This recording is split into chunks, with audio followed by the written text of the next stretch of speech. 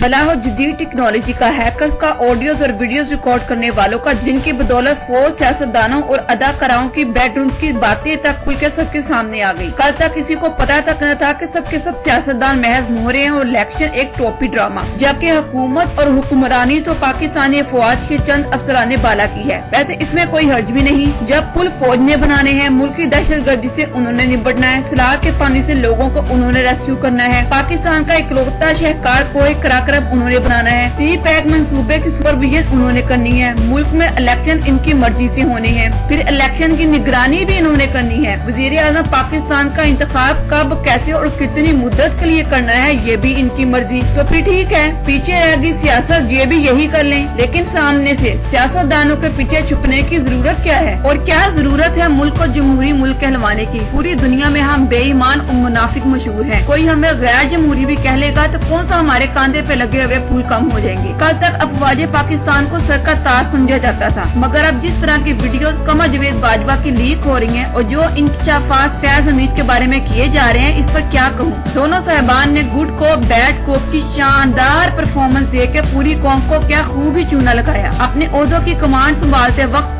तो इन्होंने कौम की हिफाजत का किया था, लेकिन एक दूसरे के करतूतों पे पर्दा डाल के हिफाजत तो ये सिर्फ एक दूसरे की करते रहे। नौकरी के दौरान अवाम के टैक्स के पैसों से लाखों रुपए तनख्वाह लेते रहे, फिर एक दूसरे को लड़कियां सप्लाई करके इनकी गंदी वीडियोस बनाते रहे। तो हजूर मैं और आजम सवाती साहब शलवार पहन ले पर उठा उठा के फिल्में बनाते थे।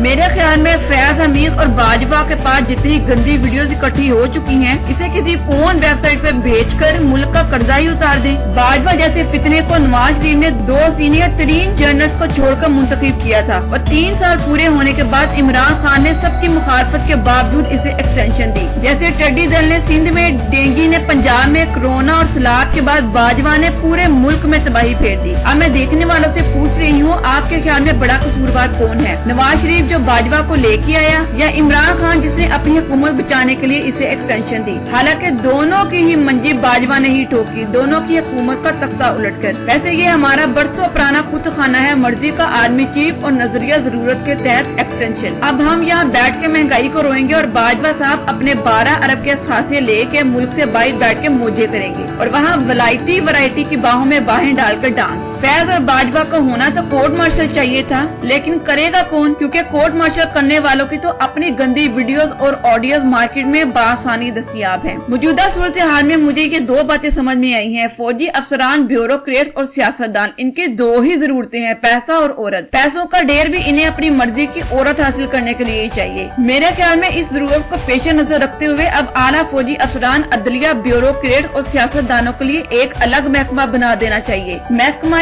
औरत बराए जरूरत। इससे बहुत से फायदे हासिल होंगे, सबका दिल लगा रहेगा, सबका मुंह खुशगवार रहेगा, सबका मुराल हाई रहेगा, गरीब और मजबूर लड़कियों की इज्जत बची रहेगी, किसी भी एक्ट्रेस को जबरदस्ती सर्विस फराहम करने के लिए जाना नहीं पड़ेगा। और हाँ, लड़कियां ओहदे के हिसाब से फराहम की जाए, यानी जितना बड़ा ओहदा इतनी ही खूबसूरत और कम उम्र लड़की। वो पाकिस्तान जो आज तक तरक्की का रास्ता नहीं पकड़ सका, हो सकता है अदारे में इस इंसेंटिव की वजह से सब में अपना अपना काम करने का जज्बा पैदा हो जाए। और आखिर में एक साहब ने कमेंट किया है, अरे यार इस बंदी को जियो न्यूज की तरह सिर्फ व्यूज चाहिए और बैक साइड से माल खोर ISI से डॉलर चाहिए। पहली बात, वीडियो में व्यूज हासिल करने के लिए बनाती हूँ, व्यूज ही ना आए तो मेरी की वेल ने चबा ही हुई है कि मैं फ्री च कम कर दी जावा। दूसरा, हमारी फौज और ISI को सिर्फ चंद अफसरान ने इस हाल तक पहुँचाया है और उन चंद अफसरों को खराब भी हमारे सियासतदानों ने अपने फायदे के लिए किया है। जनरल फैज हमीद और बाजवा अगर करप्शन कर गए हैं या इनके लड़कियों से नाजायज ताल्लुकात थे, तो इसमें एक आम फौजी का क्या कसूर जो अपनी जान हथेली पे रखे बॉर्डर पे खड़ा अपनी ड्यूटी निभा रहा है। फौज और ISI एक अदारा है, गालियाँ सिर्फ इनको दे जिनका कसूर है। पूरे अदारे को गलत कह के आप हर इस शहीद को गाली दे रहे हैं जिसने अपनी जान इस मुल्क के लिए कुर्बान की है। यकीनन आप मेरी बात समझ गए होंगे। अल्लाह हाफिज।